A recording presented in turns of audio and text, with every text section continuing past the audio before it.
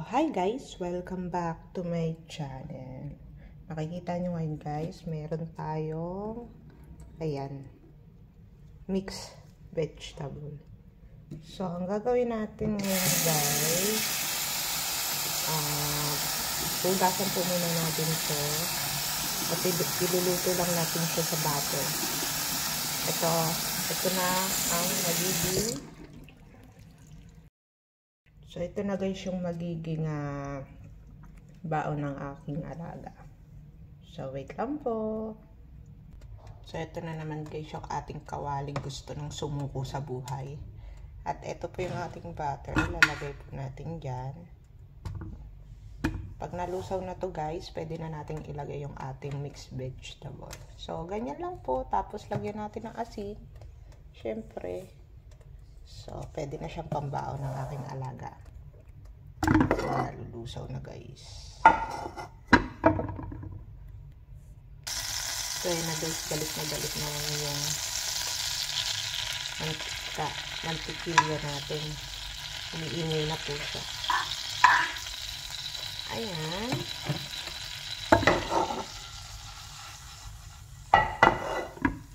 Kailangan lusaw na lusaw guys.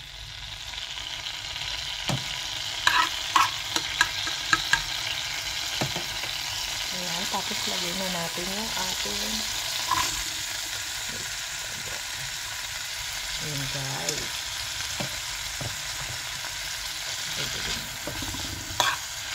Ayan, mix lang po natin siya. Madali lang naman maluto ito guys, kaya mix lang natin. I-mekis lang natin guys. I-mekis lang natin ng ilang minuto. Yan, pwede na siya kainin.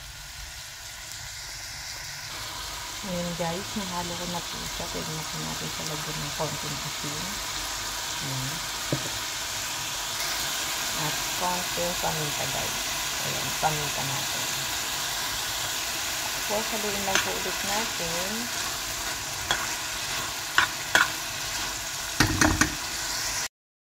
Ayan guys, magluluto po tayo.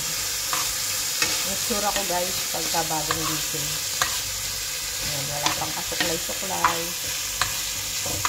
Ito yung pinaguluto natin guys.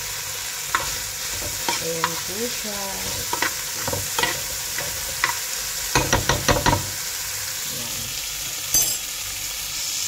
So, ayan na guys yung ating vegetable.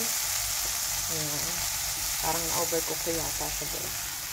Ang gagawin natin, pwede na natin siyang ilagay dito sa baonan ng aking alaga. Ayan guys. So, ayan na guys yung ating mixed vegetable na parang na-overcook ko yata. Ayan. So, ready na po yung kanyang lunch para mamaya. Okay, hindi po muna natin siya tatakpan guys kasi bagong luto pa po eh. Palamigin lang natin ng kaunti bago natin siya takpan. So, yun lang guys. Maraming salamat po sa pagsama this morning sa akin. Bye-bye!